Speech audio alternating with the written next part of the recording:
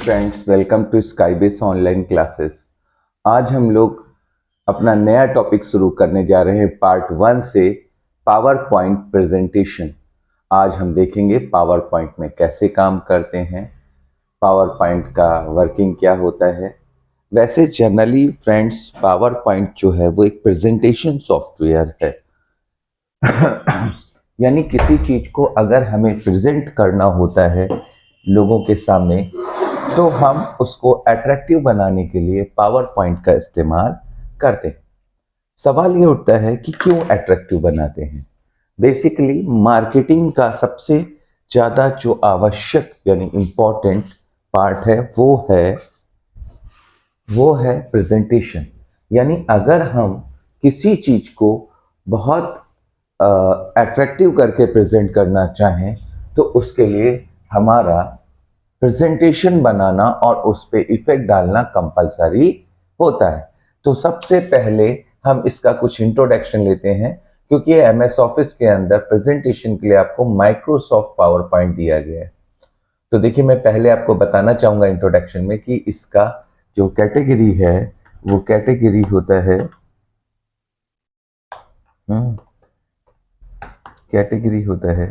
Presentation software. ठीक है, इसकी कैटेगरी है प्रेजेंटेशन सॉफ्टवेयर और इसका एक्सटेंशन होता है .pptx power point templates x। ठीक है, आगे लग जाता है इसमें .pptx। तो ये और पावर पॉइंट के अंदर पेज को हम स्लाइड बोलते हैं। जो पेजेस होते हैं, जैसे वर्ड में डॉक्यूमेंट बोलते थे, एक्सेल में सीट बोलते थे, वैसे ही इसके अंदर हम स्लाइड बोलते हैं। स्लाइड में दो सेक्शन होते हैं कॉमनली, एक ऊपर का सेक्शन जिसको हेडर सेक्शन बोलते हैं और एक सेकंड सेक्शन जिसमें मैटर लिखते हैं। ये जहाँ पे अभी मेरा कर्सर है ये है एक्चुअल टेक्स्ट सेक्शन। मैं आपको इंडिकेट भी कर देता हूँ, this is header section, this is header section and this is actual text section, यानी जहां मैटर लिखते हैं और जहां हेडिंग लिखते हैं।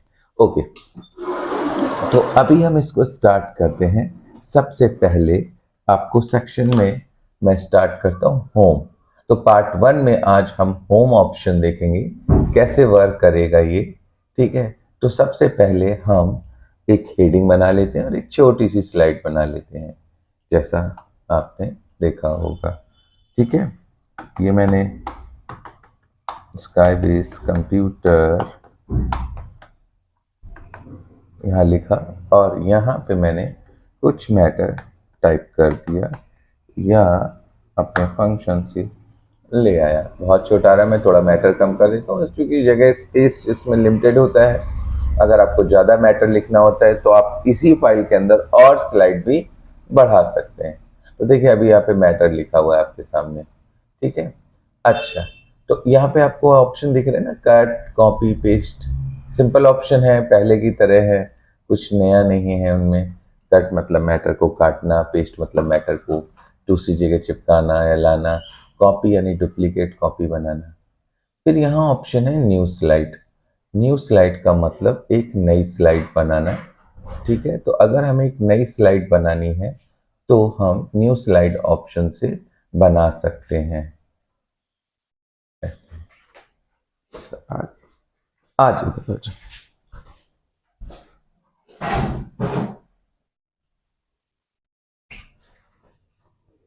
तो जैसा कि फ्रेंड्स हम देख रहे थे कि कट, कॉपी, पेस्ट पुरानी ऑप्शन है। इसके बाद हम लोग न्यू ऑप्शन की बात करते हैं।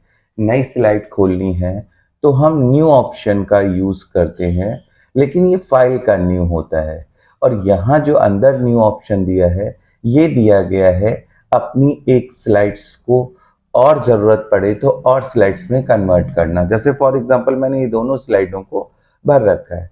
ठीक है, फॉर इस तरह से मैंने इन दोनों स्लाइडों को, मैंने एक में स्काईबेस लिखा था, अब मुझे एक स्लाइड और चाहिए तो मैं न्यू स्लाइड में जाऊंगा। न्यू स्लाइड की शॉर्ट की है Ctrl+M और मैं यहाँ से कोई भी स्लाइड उठा लूंगा। देखिए, अलग अलग लेआउट्स पड़े हैं, इन सारे लेआउट्स में इन सारे लेआउट्स में कोई भी लेआउट ले सकते हैं और हर लेआउट के अंदर कोई काम करते हैं। देखिए सब में अलग अलग काम कर रहे हैं, तो हम कोई भी लेआउट ले सकते हैं। ठीक है, ये देखिए मैंने ये लेआउट, तो ये लेआउट यहाँ पे लग गया। तो लेआउट का मतलब होता है अलग अलग फ्रेम। होते सारे स्लाइड्स हैं, लेकिन हम जैसे किसी तरह के फ्रेम वाले पेज में पिक्चर डालते हैं या किसी में मैटर लिखते हैं, तो वो सारे फ्रेम्स जब हम बनाते हैं तो उसमें हर चीज का एक स्पेसिफिक प्लेस होता है। जैसे देखिए इसमें ये पिक्चर का प्लेस है, ये हेडिंग का प्लेस है और ये मैटर का प्लेस है। और अगर मैं कोई दूसरा लेआउट लेता हूँ, देखिए ये पिक्चर, चार्ट, मूवीज, साउंड, ये सब डालने के लिए एक प्लेस ये, एक प्लेस उधर, और ऊपर इसका हेडिंग डालने का, यहाँ हेडिंग डालने का और ऊपर मेन हेडिंग डालने का। तो हर एक स्लाइड का एक लेआउट यानी स्ट्रक्चर होता है। तो उस स्ट्रक्चर को हम लोग अगर जब यहाँ से न्यू स्लाइड से लेते हैं तो पहले से ही डिसाइड कर लेते हैं कि हमको किस तरह की स्लाइड्स को बनाना है। बहुत सारे लेआउट दिए हुए हैं, तो खैर आप ले लेंगे और जैसे आप लेते हैं एक नया पेज आपकी ही फाइल के अंदर एक नया पेज इंसर्ट हो जाता है। इसकी शॉर्ट की Ctrl+M होती है। चलिए अब ऊपर दी गई स्लाइड में अगर हम इसकी कॉपी बनाना चाहते हैं कि एक कॉपी और बन जाए, तो कैसे बनाते हैं? देखिए अभी एक है, जैसे हम न्यू स्लाइड में जाएंगे और डुप्लीकेट करेंगे, देखिए इसमें एक ये है और एक कॉपी और बन के तैयार हो गई। तो हम जैसे ही डुप्लीकेट स्लाइड पे क्लिक करते हैं एक कॉपी और बन जाती है। चलिए अब आगे बढ़ते हैं। अगर हमारे पास एक ब्लैंक स्लाइड है, जैसे ये ब्लैंक स्लाइड है, और हम इसके अंदर वर्ड या चलिए मैं नई एक ब्लैंक स्लाइड ले लेता हूँ, इसके टेक्स्ट बॉक्सेस गायब हैं। चलिए मैं एक नई स्लाइड ले लेता हूँ और मान लीजिए मुझे इसमें एक वर्ड की फाइल का मैटर लाना है। तो अगर वर्ड या एक्सेल की फाइल का मैटर उठाना है, then you have to slide from outline. मतलब अभी आप जो पावर पॉइंट में काम कर रहे हैं, अगर कोई वर्ड की ऐसी फाइल है जिसका मैटर आपके काम का है और आप यहाँ पावर पॉइंट में लाना चाहते हैं, then you have slide from outline option. आपके पास स्लाइड फ्रॉम आउटलाइन ऑप्शन होता है, आप इसको ले सकते हैं। जैसे ही आप इसको लेंगे यहाँ ढेर सारी फाइलें आपके सामने आ जाएंगी। आपको कोई भी फाइल उठानी है, जैसे GTR23 उठाई आपने और जैसे इसको उठाए देखिए उसका मैटर आपकी फाइल के अंदर आ गया। लेकिन मैटर एक फॉर्मेट में नहीं आता, मैटर ऊपर नीचे अरेंज हो जाता है, जिसकी वजह से हमें उस मैटर को सेट करना पड़ता है। देखिए मैंने यहाँ पे जो मैटर पड़ा हुआ है इसको मैं सेट करने जा रहा हूँ। कैसे सेट करूँगा वो मैं आपको दिखाता हूँ।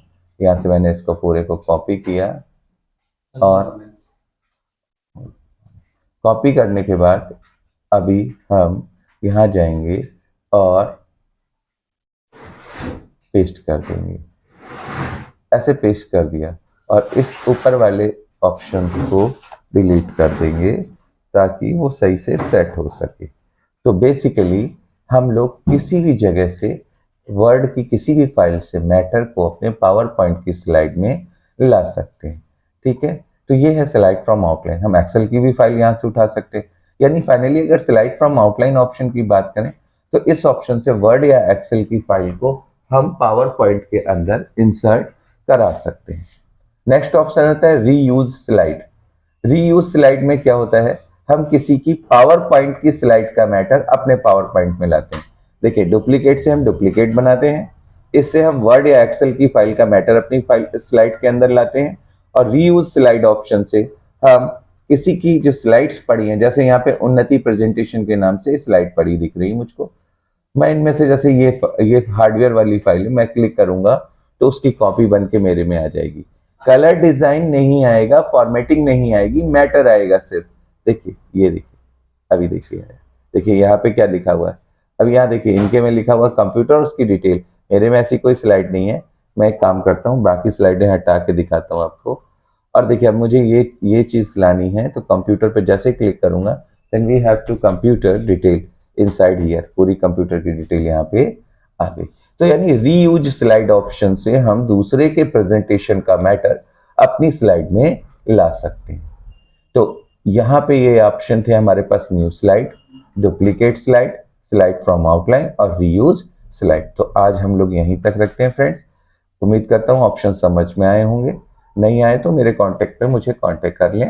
एंड चैनल को लाइक करना, सब्सक्राइब करना ना भूलें।